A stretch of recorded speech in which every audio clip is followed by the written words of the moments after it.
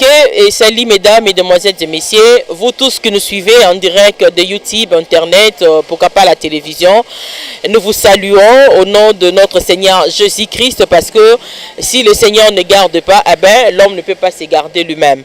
Alors voilà pourquoi je vous retrouve dans un autre cadre de notre émission Face aux œuvres qui reçoit pour vous aujourd'hui une dame très compliquée. Elle est très compliquée, vous savez pourquoi? Parce qu'elle s'habille très bien. Alors, la dame s'appelle Nanintelamio. Ça, c'est un nom purement Laria, Nanintelamio Mayuku. C'est comme ça qu'elle s'appelle. Et les amis viennent, ils ont ajouté Augustine. Et ça continue, noblesse. Et de l'autre côté de Kinshasa, on l'appelle Titine. Et voilà, Titine, voilà.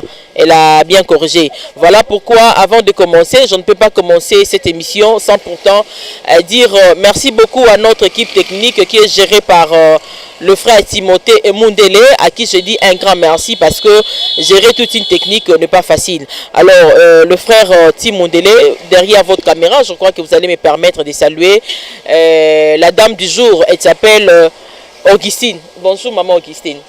Bonjour, maman. Bonjour, bonjour. Et bonjour à tout le monde. Je disais tantôt que nous recevons aujourd'hui une dame qui est une sapeuse. Je ne sais pas si je dois vous appeler Nani Soussou. Noblesse. Noblesse. Ok. Avec elle, nous allons parler de la sape. Mais je disais, avant la réalisation de cette émission, avant que nous arrivions ici, il y a eu quand même des gens qui nous ont aidés à venir. Et nous remercions ingénieur Paul Mawidikila Paul. Nous remercions notre pasteur Jérémy Choli qui de temps à autre, quand j'ai une émission, il doit prier pour moi parce que tu vois, tu ne peux pas sortir comme ça sans que des gens puissent prier pour vous. Alors voilà pourquoi je remercie le pasteur Jérémy Choli et le pasteur Baïgon Dibo. Alors mère, sans plus tarder, avec vous, nous allons parler de la sape. Vous savez, ça fait des années, les gens parlent de la sape. Et quand on dit sape, les gens pensent que quand on parle de la sape, et comme yelo comme sousou. Alors que la sape n'est rien d'autre que l'habillement. Ok? Alors, mère Noblesse, avec tout le respect, j'aimerais Yebisabiso parce que il se passe une grande polémique autour de l'habillement, autour de la sape. Depuis Batoto Yebi, Papa Wemba, Kesseur, Koufi, Kende, mais quand même, les gens sont restés. Et Batbazo continuer à la sape. Alors, Noblesse, nous avons Oyebisabiso parce que les émissions socio-culturelles, tout le monde Barolanda, à Paris, place Yofandara. Na pesi bangombote, na baninga na ngamsu ba parisien, mais na pesi baninga nombote kuna na Paris. Oh ba resepela tant bon mot na yo zo le la sape. Moi, je vous avais aimé parce que le jour où je vous ai abordé, j'ai compris que tu es vraiment une dame aux idée à bien. Par rapport à l'habillement, parce qu'il y a des gens qui parlent au moins la zone mais quand il y a pas grand chose, mais avec vous je senti que vraiment mère à l'obarazan a raisonnement. Voilà pourquoi je vous avais choisi na l'élite au répondre à l'invitation na biso. Alors mère na lingo bandako yebisa biso mère na Nintelamio parce que bino boye bien na combat Noblesse na Titine Augustine mais famille na yo ba bien na combat Mayuku na Nintelamio. Alors mère nalingo yebisa biso po na yo l'habillement c'est quoi? Parce que mutalobi kolata ezako bomba nzoto hein, parce que la personne ne peut pas se promener nu. Alors mutalati pour abombi nzoto na éviter ce qui peut en tant que sapologue ce que ça a la définition moi qu'on a biso. Donc d'abord merci de me poser ces questions-là qui sont très bien aussi parce que nous tous on vit en France, on vit dans des pays vraiment là où la culture d'habit est vraiment énorme. Et je pense que l'habillement c'est un art pour la bateau, balingi et lamba kitoko. Donc, naebi ke bato mingi balingi et lamba, ba papa babalaki na Paris pe bato ba aller belé des hommes, ba bel mukasha, ba nord bato ba belé. Donc balataka fort balataka pona ko sepilisa nzoto déjà faut bonga quand on voit qu'il est beau bien habillé très élégant au monnaie il y a aucun Congolais qui peut sortir sans s'habiller correctement tu vois Donc l'habillement, c'est un art. Oko sepelisa nzoto, d'abord pour toi-même, toi, et vis-à-vis des autres, et ça est l'oko moko ya esengo, et qui fait plaisir. Des gens adorent ça. Des gens aiment bien voir des hommes, des femmes, au bana poto, toutes les femmes qui sont en France. Nami Bali, ils savent s'habiller, très élégant. Balura kitoko, basi na poto, mi Bali à Paris. Ça, je suis vraiment au top avec ces hommes-là. Na mais na yo définition il y a habillement. L'habillement c'est quoi? Tu l'as défini de ta manière. Au lobby ko s'habiller, et ça mutala ta kitoko, mutala ta ceci là ta cela. Mais alors moi je me réfère une question parce que mon Nicolas nous faisons partie d'une société. Alors noblesse, est-ce que au koki ko contredit définition oh balobi d'abord kolata d'abord eza mutala taka kitoko te ala ta mabete mais eza abomba nzoto quand même pour à marcher nuté. Oui. Mais kolata ezali d'abord montako déjà d'une montako marcher nuté. Ça c'est une chose qui est réelle. Montata la te lamba ya kala. Pardon, excusez-moi. Parce que s'il pleut, puis on n'est pas dans un tempérament qui est bien. Motonyoso ata lati jean.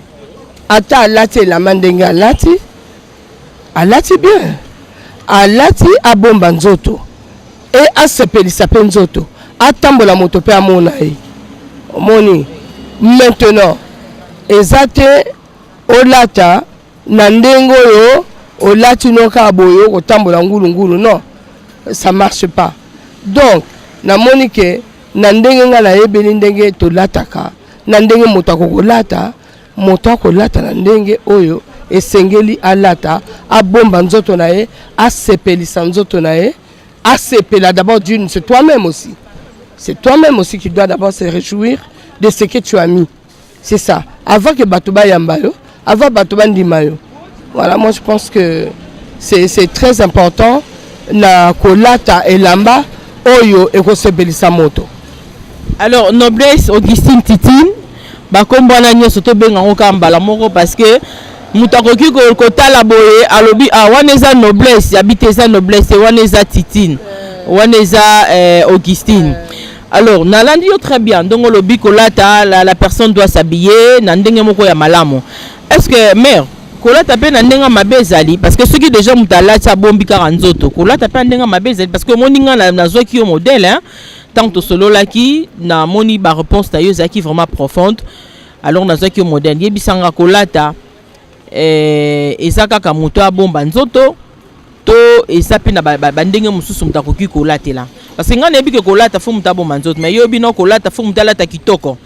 Est-ce que comme différent na kolata mususu mutalata ka pa bomba nzoto te moto d'abord tango alati fa bomba nzoto mama qui se cache abomba nzoto na ye d'abord avant bomba nzoto na ye yemoko na kata nzoto na wana vala bilamba il faut bongisa nzoto ala to bilambo esengeli pa lati na kati après ati bilambo bato bako mone na libanda nango omoni pona sepelisa nzoto na ye ezate alata na ndenge moko oyo boye te nga na yebi bato nga na yebi o balata ka moto nyonso to akolata po abomba nzoto mais bako lata siko na ndenge moko ya plus élégant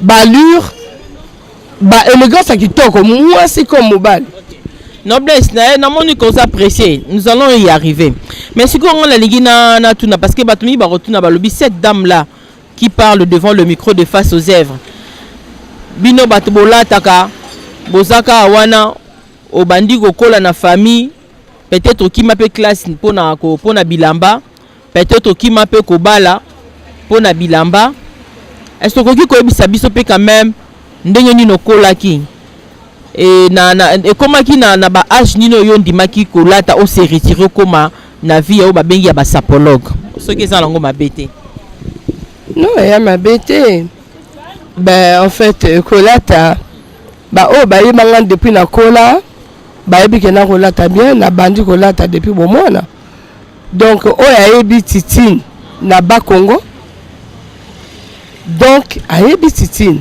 na lati depuis bon mona na nga na Brazza na lati bon mona nga depuis na Brazza Bon, c'est là, au cause ça peut bisoter. Bon, moi, on a braza, si on a bilamba, peut être charme, donc on a golata. Mais papa langa ressemble à bilamba talo, parce que papa langa, tant on a une petite fille, papa langa ressemble à bilamba qui toko. Papa baby ça langa fort, parce que nga étant que moi la mouké, je crois que j'avais peut-être 7 ou 8 ans. Papa langa wakatanga basuki loko la garçon. Papa langa wakatanga basuki loko la garçon. Donc, il y a l'inga qui ngala zala mwana mobali. Mais la période où on a la botami na yego bima mwana mwana. Non, c'est tellement intéressant. Donc, quel est ce papa? Donc, je suis sûr que ton père avait souci à bota mwana mobali na place na yo. Ah, c'est là. Orolobango pe na micro. Donc, le père de noblesse avait un souci que Dieu lui donne un homme. Et malheureusement, Nzamba pesa qui est moi la moisi. Et par rapport à cela, abandi ko lati sa loko la. OK. Voilà. Donc, vraiment, bateau baroyo kanga, oh, surtout la famille nanga, oh, bah, dans l'Europe, oh, baroyo kango, baebi. Papa nanga, monsieur Mayuku, yé, à Botinga, à Linga qui n'a pas la mobile, c'est vrai. Mais n'a pas bimba la moi si. Comme na kamate longue, vraiment, il y a père nanga mobimba. Donc, papa nanga, kolat sanga la ndenge na e, kolat sanga lokola bagarso, bana mibali. Batata mwasi nanga baroloba mais ya mwana mwasi par yaya ola tsendenge mwana mobali po anini papa na ngai akomo katanga suki lokola mwana mobali donc nakomaka fille garçon donc même quand j'ai grandi avec ça donc jamais mon père a fait que ngaba kanganga suki basala nga boye non j'étais pas dans ces normes là. Okay. Noblesse, nous allons continuer. Nebi olobi que papa bandé kolingate bakango suki lokola moi la moi si. Mais dites-nous quand même tu es passé par le banc de l'école. Ben oui, j'étais bien à l'école. Na kende classe, je suis parti à l'école et na bima classe et je me suis arrêté dans un certain niveau. Bon après na Lukivi à l'âge de 15 ans, 16 ans, na Lukivi et puis je me suis créé ma direction de m'habiller, la direction de me mettre de belles robes, la direction de mettre des chaussures très chères, de mettre des habits chers. Donc, na braza awa, ngana ki mota plateau te menaki mota ba Congo. Donc, na milieu langa ya ba Congo, j'étais quand même une fille qui était connue. Okay. Très connue. Ok, vous étiez très connue, nous continuons l'émission. Mais alors, si on a déjà dans l'âge de 16 ans, au bande kolata malam. Mais source na biso yebisi biso obala rapé. Sko mobalo abalaka yo kana basuki no ki bala mibalo okola ki nango papa kolisaki yo to y avait eu un moment comme un peu comme ça lokola moi si pour que papa père obala on a famille. Non, mobala ngandi makanga na basuki nanga mikuse comme des garçons. Ako sepela na look nanga ya star ya ndenge na kolatela et puis moi aussi je l'ai mis dans le même diapason na ndenge na ngai. Akomaki vraiment bayebaki pe mingi na kombo nanga mobala nga pe bayeko yebebele voilà donc andimaka nga ndenge wana tito eko bota bana. Alors ce père ya ko attendre yo ko loba mokola libala na yo la te pe maputa parce que apparemment toi tu aimes trop de pantalons ou de look masculin quoi. Non, j'ai jamais mis de panne na lata panne na lata robe ya panne na lata maputa ya panne non. Sauf na niveau tokoli toi ba mama donc je pense que tango matanga ezali na ndenge ya bomoto na biso ya ba famille na biso pe to lataka maputa ndenge to lataka. Mais alors dites nous qui vous écoutons à travers cette émission, tu t'es marié comment? On lataka ba pantalon homme na lataki robe. Moi je me suis marié na lata robe. Voilà. Na lata robe. La mariage, la robe, oh ya papa bana, la robe. Voilà. J'avais pas mis de pantalons parce que papa langa, alinga qui tient la robe, alinga qui na pantalon plutôt, excusez-moi, a tikinga la robe. Et mon mari était content. C'est une bonne chose quand même ce jour-là, le papa avait accepté. Oh là t'as même robe le la moi signant. Mais alors nous reculons. Il y a un souci. Oyo ngana lingi oyebisa bato bazolanda biso. L'habillement lelo noblesse mutalati alati a créé ba couleur na ndenge na ye. Mais bino ba sapologue au tala bobo bino non ça ce ne sont pas des couleurs à mettre. Est-ce que bino bo créa déjà livre ya ba couleur à bilamba to ndenge ni to yeba lokwa to kutena yo moka ba sapologue. Moto moko te aza moto ya sap o balata bilamba na bango ndenge balatelaka. Pardon. Il y a personne qui a créé des couleurs. Si ce n'est pas l'Européen, le blanc lui-même, le créateur, il y a ça la bilamba na e. Biso toko landaka, comment le blanc, il est en train de planifier ko ça là bilamba ndenge ezali. Donc tant yo ko somba bilamba no wana, o ko régler ba couleur na yo na ndenge na yo. Pona esepelisa yo parce que si tu vois, nga na zuboye et ko ça la bien. En ce moment-là, aux yeux, la couleur noire ne s'épelle yo. Oyoko sangisango, olati, obimi mobali kitoko, obimi mwasi kitoko. Je crois que c'est ça. Alors maintenant, noblesse, Batbalobi, vous les sapologues, beaucoup frappé tam somona au sombi pe lopango te hein? Parce que simplement mbongo nyo soto zwaka o sombaka babilamba. Est-ce que eza solo Batbalobaka? Wana na roloba. Eza ya solo te parce que nayebi ke bana ba sapologue tout azala mwasi azala mobali ils ont tous des parcelles à moi on nayebi te mais en tout cas bazwaka mbongo ebele bana misala ya kitoko balataka kitoko biloko tout balataka eza cher omoni akolataka blouson moko akolataka costume mibale ana terre ya munene ndenge ni balemba kosomba balopango bana balopango bape na bandaku na mokili nga na za braza bape na balopango na bandako ezala mwasi ezala mobali ils ont tous des parcelles.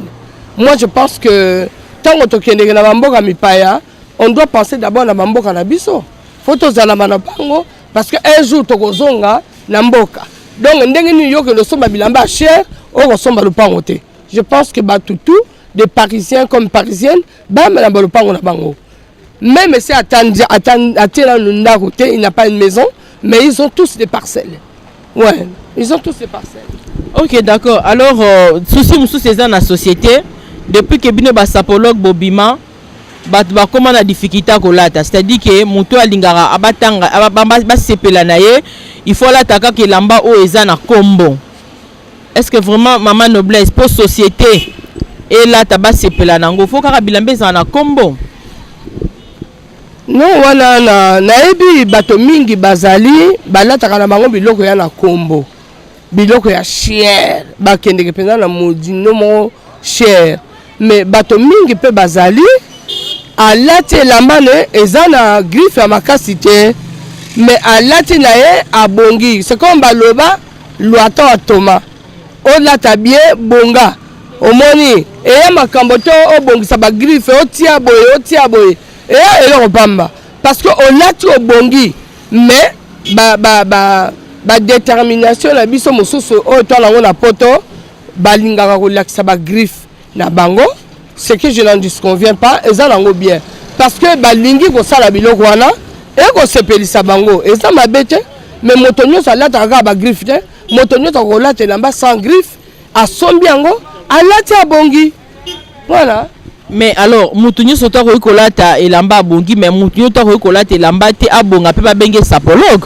Pose à la sapologue, par exemple, dans un abino, tu dois porter des habits griffés. Non. Bon, on a la sapologue, on a bilamba na bango tout bana banango bilamba tout. Je sais bato mingi la majorité. Bana bilamba tout ya griffe. Mais il y a aussi des habits balata ka ba miso ya griffe. Voilà.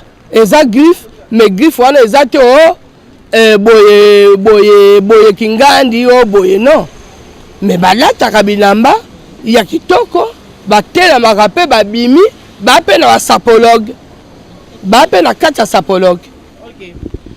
Alors noblesse, un autre problème dans la société, les gens disent que binope bato bolata kabasio bolata na mibale bolata kané tozotanga baninga no ya Paris o tozo saluer à travers cette émission. Vous êtes des gens au vocabulaire rappé bato difficilement bilamba na bino parce que je l'ai acheté à un prix élevé. Donc je ne peux pas partager ça avec mon frère ou avec ma sœur. C'est une vérité aussi. Oui, ça aussi c'est une vérité. Oui, et lambo ya somba très cher. Ayebi ke ya elamba valeur. Donc je crois qu'à partager mon mototé, à pesa mon mototé, donc il sera à ça là, à Simbelamba. Bon, maintenant, et bah penser na so walinga kabela ngo sikoyo na niveau na ye amoni bon na lati ngo pe bebele na kabi ngo pa ndeko nanga ou pas sœur nanga ou pas ya frère nanga wana e concernant kaka ye. Mais c'est très difficile un sapeur o elamba somba cher à kabango boye, je crois pas. Siko so pe boy ko kabam ko loku fa siko o monto ko kene nango pete o tika la karate. Ah wana ko tika la nde pa ba famille na ye ba ndeko na ye ba sœur ba frère et ko sala bongo e ko tika la kuna. Alors noblesse, un autre problème toujours dans la société parce que nous faisons partie de la société. Mutumora bimi alati colon par exemple. Bino batubo fan d'appel en Europe, vous vivez avec des blancs, vous travaillez avec des blancs dans vos sociétés. Une femme qui s'habille à la collant ya collant moko boye a type singlé du colon à la type tam sous ba moko ya kitoko tope ya bien. Est-ce que na bino ba sapologue bino boye maramba bilamba, est-ce que c'est généré moi na moi pas la collant oyo sili peso monana na singlé et na ba moko kitoko mais seulement parce que collant tam c'est ça ya cuir mutatambo nango bongo mais ba sili peso mona. Est-ce que yozo quoi dimettre en gros? Non, on a dû mettre en côté parce que d'abord de d'une, bah koli sabiso pendengo anate. Nandenge ya kokola na biso, toi pe na ba respect na ba parents na biso, ba frère na biso batala kabiloko na biso, bana na biso pe batala kabiloko na biso. Donc je pense que là, wana biso na norme na biso, ya kolata na biso, bande konangai o ba na Europe, na bande konangai mibali balata kandengo anate. Et après na makambo sapologue te o la tandenge wana basilipi libanda boye tomoni na nango te ezalaka te. Mais il y a aussi basi bali balata kana bango ndenge wana bana banzota kitoko, bana banzota kitoko, de belles femmes moni ako lata ana donné mobimbe libanda. Elle a un beau corps, elle présente son corps parce que ça d'un côté je connais quelques filles qui sont à Paris mais vraiment je les aime beaucoup. Parce que ebongisaka bango wana na yebi ebongisaka bango omoni parce que na yebi ba période wana ba moment ba fi wana la mona bango déjà na sapologie na yebi que ezalaka bien esalaka bango bien mais wala takaka elonga pamba o tambola na silipi na moni que eza penga mobulu. OK, alors moi noblesse toujours na yo comme toza na yo on peut permettre biso tous un peu moins ba définition mususu. Prenons pendant la semaine comme ça, Mouto alati bateni en sport vers 13h 14h à Zotambulanango. Est-ce que ça digne ya elamba que un habit de sport Mouta Tambulanango na ba jour ya samedi et dimanche te Mouta Tambulanango na nzela bongo il peut se déplacer à kenango partout ya lingi? Ben ça dépend de ce qu'il fait aussi parce que à Koko Tambulanango ce quoi que ça le sport. Parce que ils font le sport des jours de semaine. À cause ça, il peut faire son sport le matin à 6h du matin. Il peut partir à courir, à faire le footing. Il fait le footing. Non. 14h, 15h, moi je pense que... Moi personnellement, je ne l'accepterai pas. Parce que on met des habits de ville, on met des habits propres et tu sors. Et tu marches dans la rue. Mais...